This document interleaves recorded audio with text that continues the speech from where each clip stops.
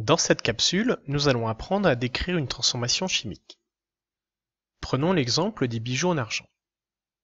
Lorsque vous allez acheter un bracelet en bijouterie, ce dernier est brillant. Nous allons décrire l'état initial, qui se déroulera à une pression P et une température T. Donc au départ, nous avons évidemment de l'argent.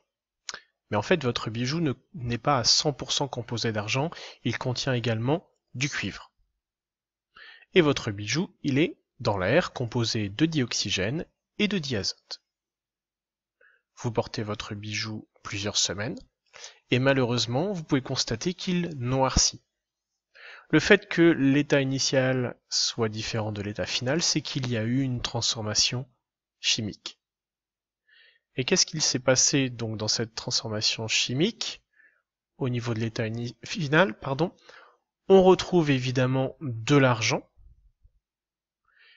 mais la coloration noire est due à la présence d'oxyde de cuivre qui est due à la réaction entre les atomes de cuivre et les molécules de dioxygène.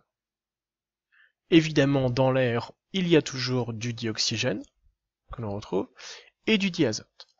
Pour mon exemple, j'ai considéré que tout le cuivre qui était présent dans le bijou à l'état initial a été entièrement transformé par le dioxygène en oxyde de cuivre.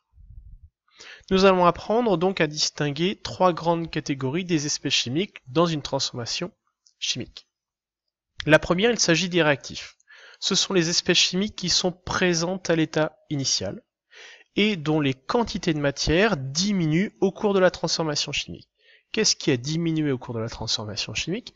Bien évidemment le cuivre, mais également le dioxygène présent dans l'air. Je les note en rouge par convention.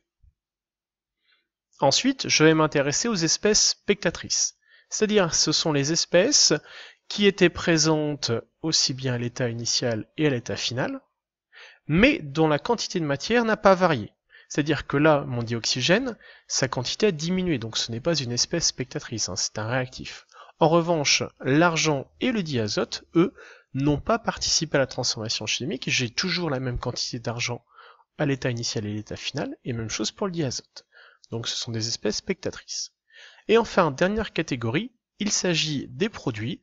Ce sont les espèces chimiques qui sont formées au cours de la transformation chimique, c'est-à-dire qui n'étaient pas présentes au départ, et que l'on retrouve à la fin. Donc ici, il s'agit de l'oxyde de cuivre, de formule CuO. Et évidemment, sa quantité a augmenté puisqu'il a été formé. Et là, je vais le noter en bleu. Voilà, vous savez décrire désormais une transformation chimique. Je vous souhaite un bon questionnaire.